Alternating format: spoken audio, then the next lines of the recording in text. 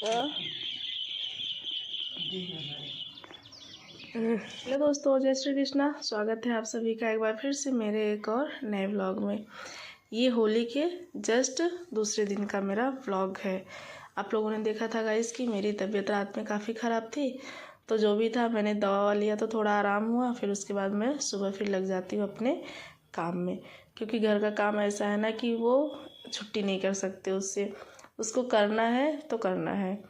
तो कुछ यही है। तो एकदम अर्ली मॉर्निंग आपने देखा कि थोड़ा बहुत ऐसा धुंध जैसा पड़ा हुआ है आज। पता नहीं क्यों, कल होली की वजह से कि किसकी वजह से काफ़ी धुंध था। तो उसके बाद मेरा खाना पीना अब तक बन चुका है और मैं झाड़ू भी लगा ली हूँ और एक तरफ मैं लगा रही हूँ कपड़े भी धुलने के लिए। कपड़े अगर धुलते रहते हैं, झाड़ू लगती रहती है, खाना बनता रहता है, तो समझिए सब काम ओके ओके है। तो अभी तक यहाँ मेरा जो है ना खाना बन चुका है और मैंने झाड़ू भी लगा लिया है और कपड़े भी यहाँ मैं लगा दी हूँ धोने के लिए। और आप लोग जानते हैं बाबू की आज छुट्टी है, तो बाबू की छुट्टी है तो भाई आज वो तो लेट से ही नहाएंगे। उनको जब स्कूल जाना रहता है तो सुबह उठते हैं तो उनका जो काम रहता है वो जल्दी ही होता है, नहीं तो फिर और भी काम उनके लेट रहते हैं। तो हमको भी लगता है चलिए छुट्टी है, कोई बात नहीं, अपना धीरे धीरे करेंगे थोड़ा एंजॉय करते हुए। तो मम्मी है नहीं, मम्मी चली गई हैं सरसों काटने खेत में, क्योंकि यहाँ जो है सरसों की कटाई शुरू हो चुकी है, क्योंकि सरसों की खेती पक चुकी है। तो वो ऐसे जो सरसों के दाने होते हैं ना, धूप अब कड़क हो रही है तो इतने अच्छे से वो पक गए हैं तो कि सब चिटक चिटक कर सब खेतों में बिखर जा रहे हैं। तो इसलिए अब यहाँ जो है सरसों की कटाई भी शुरू हो गई है। तो कुछ कंबल थे मेरे जो कि मुझे बुखार हुआ था, तो मैंने इसको रात में ओढ़ा था, तो हमको लगा कि इसको धो देना ही बेहतर है। नहीं तो क्या है कि अभी बुखार वाले कपड़े अगर कोई और ओढ़ता है ना तो उसमें बैक्टीरिया वगैरह रहता है, तो उसको भी होने का डर रहता है। खासकर बाबू के लिए मुझे ज़्यादा टेंशन रहती है। अभी ये मैं नहा ली हूँ तो मुझे पूजा करना था, तो मैं वही पूजा के बर्तन की साफ़ सफाई कर रही हूँ, क्योंकि अभी मैं पूजा नहीं की हूँ। थोड़ा अभी इन दिनों मैं पूजा लेट से कर रही हूँ। आप लोगों को मैंने कई बार शेयर किया कि मुझे सर्वाइकल प्रॉब्लम है, तो सुबह अगर मैं नहाती हूँ गर्म पानी से और फिर ठंडा मौसम रहता है तो मुझे काफ़ी दिक्कत होती है। तो इसीलिए मैं अब थोड़ा लेट से नहाती हूँ और फिर जो भी रहता है हल्का फुल्का नाश्ता भी कर लेती हूँ, ऐसा नहीं है। फिर उसके बाद पूजा करती हूँ तो कोई दिक्कत नहीं है।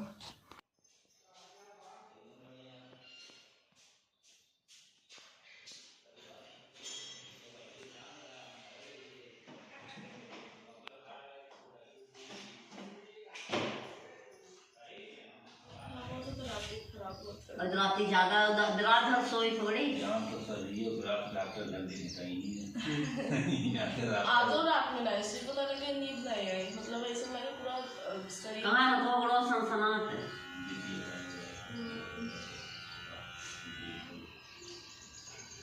थोड़ा ताकत उगत कैप्सूल वैप्सूल ले दे हमरे बहुत ताकत बाटे।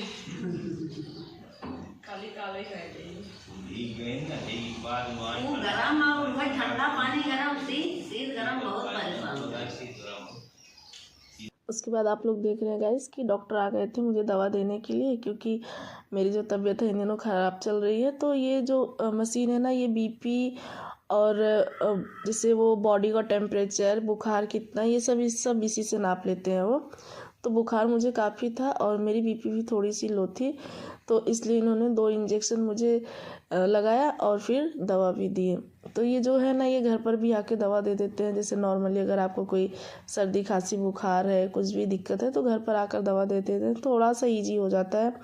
जैसे हम लोग को मार्केट नहीं जाना होता है दवाई के लिए। उसके बाद मम्मी भी अपना थोड़ा बीपी नपवाती हैं, क्योंकि मम्मी को भी बीपी की ही प्रॉब्लम है थोड़ी। तो ये देखिए मम्मी भी बीपी अपनी नपवा रही हैं। ये जो डॉक्टर है ना, यही लोकल एरिया के ही हैं, तो अगर एक फ़ोन कर दीजिए अगर आपको कोई दिक्कत है तो ये आकर घर पर दवा दे जाते हैं। वैसे हमको लगता है कि हर गांव में ऐसे 1-2 डॉक्टर मिलते हैं कि जो घर पर आकर दवा देकर चले जाते हैं। तो कहीं ना कहीं थोड़ा सा हाँ लगता है कि झोला छाप डॉक्टर है, आराम होगा कि नहीं होगा, कभी कभी तो साइड इफ़ेक्ट भी हो जाता है। बट क्या करेंगे, अगर हमें ज़रूरत रहती है तो बुलाना ही पड़ता है हर हाल में, क्योंकि आप सभी को पता है कि घर पर कोई हमारे है नहीं, तो फिर हम लोग को मजबूरन बुलाना ही पड़ता है। वैसे हम लोग दवा लेने से पहले इनको बोल ही देते हैं कि प्लीज़ नॉर्मली दवा दीजिएगा, क्योंकि दिक्कत होती है हमको। तो फिर ये देखिए उन्होंने इंजेक्शन भर के मुझे 2 इंजेक्शन लगाया, फिर उसके बाद थोड़ी सी राहत हुई। तो फिर जस्ट मैं आ गई अपने कमरे में, क्योंकि कमरा ठीक ठाक करना था। फिर क्या है कि अभी बाबू को भी नहलाना बाकी है, और फिर मैं पानी लगा दी हूँ गर्म होने के लिए। पानी गर्म हो रहा है, जस्ट उसके बाद मैं बाबू को भी नहलाऊंगी। और ये जो कल के छोटे मोटे थोड़े से कपड़े थे, इनको मैं धूप में सुखा दी थी। उसके बाद मैं इसको लाकर फोल्ड करके उनको उनकी जगह पर रख दूंगी।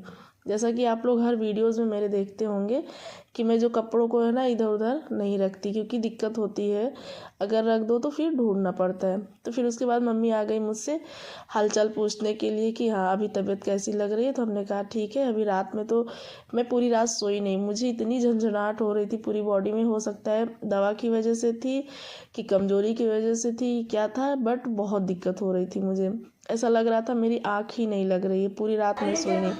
उसके बाद मैं बाबू को नहला देती हूँ, और नहलाने के बाद इनको खाना पीना खिलाने का भी काम तो मेरा रहता ही रहता है, क्योंकि बाबू को अपने हाथ से नहीं खाना है। आप खिलाएंगी तभी खाऊंगा, आप खिलाएंगी तभी खाऊंगा। उसके बाद का ये है मेरा। अब इनको क्या है ना कि खेलना है हर समय। आप लोग देख रहे होंगे कि मैं खाना लेकर बैठी हूँ, लेकिन इनको खेलना है। और डॉक्टर ने मुझे कहा था कि आपको ठंडी चीज़ें नहीं खाना है, जैसे चावल हो गया, दही हो गया। तो आज मैं सिर्फ दाल और रोटी ही बनाई थी। तो बाबू को दाल रोटी पसंद है, खटाई डालकर अगर आप देंगे तो बाबू आसानी से खा लेते हैं, उनको पसंद लगता है। तो फिर उन्होंने कहा मुझे गुजिया भी खाना है, तो मैं गुजिया ला कर एक खिलाती हूँ इनको, और इनको दाल रोटी भी खिलाती हूँ। बट 1-2 चम्मच दाल रोटी खाते हैं, नहीं खाते हैं। फिर यही सब खिलाने के बाद इनकी मैं थोड़ी सी पढ़ाई कराऊंगी, क्योंकि इनका एग्ज़ाम चल रहा है अभी। और बच्चों का अगर प्रिपरेशन नहीं करवाओ ना, तो ऐसा लगता है जैसे ये लोग को नहीं फिक्र है कि हमको पढ़ाई करना है कि नहीं करना है। अगर हम लोग नहीं ध्यान देंगे तो ये अपनी पढ़ाई नहीं करेंगे। आप लोग देख रहे होंगे कि मैं सिलेबस उनका अपने सामने भी रखी हूँ, उनको खाना भी खिला रही हूँ, और उनका प्रिपरेशन भी साथ साथ में करा रही हूँ। क्योंकि अभी जो बाबू का पढ़ाई है ना, अभी तो नर्सरी में है, तो अभी इनको पहले ही सिलेबस मिल जाता है। इससे क्या है कि बच्चों को ज़्यादा इधर उधर दिमाग दौड़ाने की ज़रूरत नहीं। अभी तो ये लोग छोटे से बच्चों को अगर ज़रा सा छूट दे देंगे ना, तो ये लोग पढ़ाई लिखाई में इनका मन नहीं लगेगा।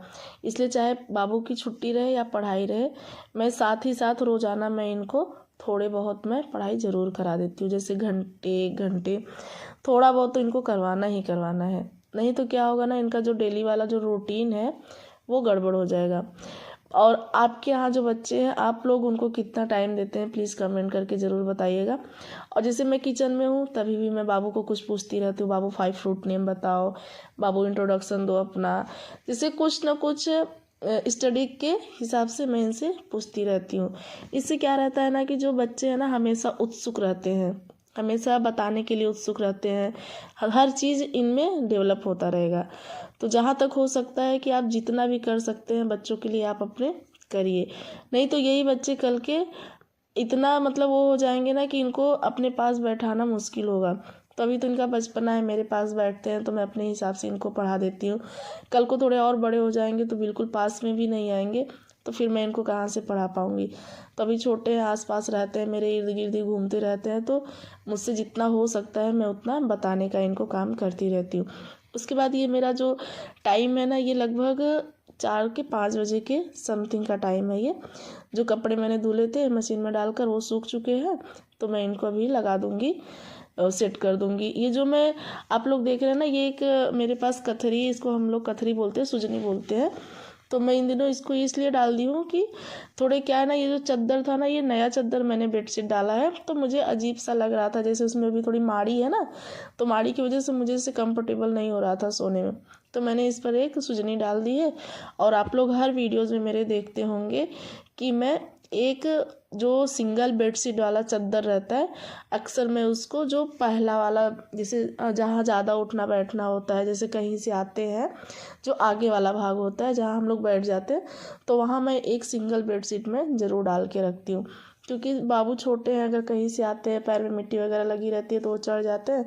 सिंगल रहता है तो उसको तुरंत निकाल के धुल कर डाल दो, वो सूख भी जाता है। और जो डबल बेड वाला जो चादर है ना, उसको निकालना, फिर उसको हर साइड से सेट करना, जैसे बहुत भारी लगता है मुझे।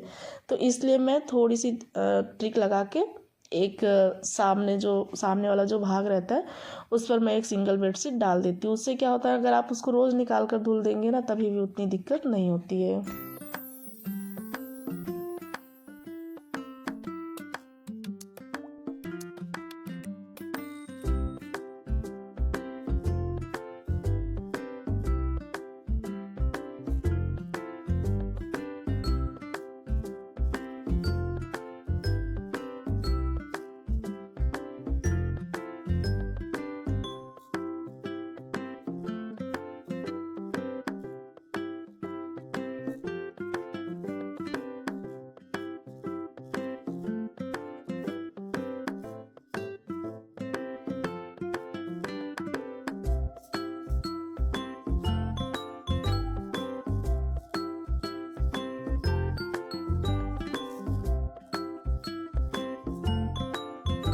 जिस दिन छुट्टी रहती है ना उस दिन समझिए पूरा दिन मेरा ऐसे ही निकल जाता है सिर्फ बाबू की देखभाल में। वैसे क्या रहता है, मैं निश्चिंत हो जाती हूँ, ठीक है अभी गए हैं, अभी थोड़ी देर बाद आएंगे, 1 आध घंटे बाद आएंगे। बट ऐसे क्या रहता है कि है तो उनकी पूरी दिन देखभाल करनी पड़ती। और ये वाला जो चादर आप लोग देख रहे हैं ना गाइज, अभी तो ये एकदम नया नया है और ये ऑफलाइन है और इसको मैंने ऑनलाइन नहीं मंगाया है। और ये ऑफलाइन, ये मुंबई से लाए थे भैया मेरे। तो ये वही वाला चादर है, बहुत ही प्यारा, एकदम प्योर कॉटन है और माड़ी भी बहुत अच्छी है। और इसका जो प्रिंट है ना वो भी बहुत अच्छा है। मुझे ऐसे प्रिंट बहुत अच्छे लगते हैं, जैसे कुछ राजस्थानी मॉडल में हो तो कुछ वैसे ही है ये। और ऑफलाइन है, अच्छा लग रहा है। और ये देखिए आप लोग कि ये मेरी जो ट्रिक है ये आप लोगों ने बहुत बार देखी होगी मेरी वीडियोस में, कि मैं जो सामने वाला जो भाग है उस पर एक चादर डाल देना ज़्यादा बेहतर समझती हूँ। इससे क्या है कि आपको कम मेहनत लगेगी और आप आसानी से अपने बिस्तर की देखभाल कर सकते हैं। नीट एंड क्लीन हमेशा दिखेगा आपका बेडरूम। आप लोग भी अगर चाहें तो ये ट्रिक अपना सकते हैं। और जो वो दीवार के साइड का जो एरिया है ना उधर कम, जैसे उधर उठना बैठना कम रहता है, हम लोग पहले ही आते हैं तो पहले सामने ही वाले ही भाग पर बैठ जाते हैं। और ये जो कंघी से उसको सेट करने की तो भाई मेरी बहुत पुरानी ट्रिक है। आप लोग कमेंट करके बताइएगा कि आप लोग भी कैसे सेट करते हैं। तो गाइज आज के ब्लॉग में मेरे बस इतना ही। मिलते हैं कल फिर एक और नए ब्लॉग में। तब तक के लिए आप अपना ख्याल रखिए, अपनों का ख्याल रखिए। Thanks for watching guys. Please like, comment and share.